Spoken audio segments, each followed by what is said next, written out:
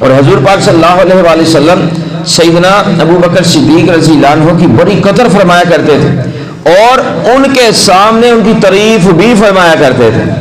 حالانکہ اسلام ہمیں حکم دیتا ہے کسی کے سامنے اس کے منہ پر تعریف نہ کرو، لیکن آقا پاک علیہ الصلوۃ والسلام صدیق اکبر رضی اللہ عنہ کے سامنے ان کی تعریف فرمایا کرتے تھے اور دوسروں سے فرمایا کرتے تھے کہ کیا تم نے صدیق اکبر رضی اللہ عنہ کے بارے میں کچھ کہا ہے.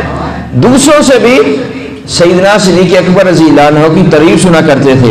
ایک بار حضور پاک صلی اللہ علیہ وآلہ وسلم نے حضرت سیدنا حسان بن ثابت رضی اللہ عنہ سے کہا، اے حسان رضی اللہ عنہ، کیا آپ نے صدیق اکبر رضی اللہ عنہ کے بارے میں کچھ کہا ہے؟ انہوں نے اس کیا جی یا رسول اللہ صلی اللہ علیہ وسلم.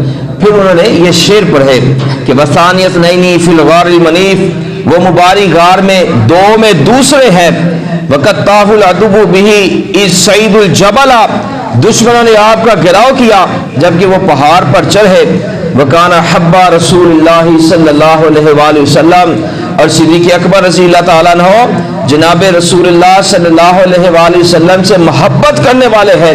قد علموا، لوگ جانتے ہیں، خیر البریت لم یعدل بہ رجلا، ساری مخلوق سے بہتر ذات نے آپ صلی اللہ علیہ وآلہ وسلم کے برابر کسی کو نہیں کیا.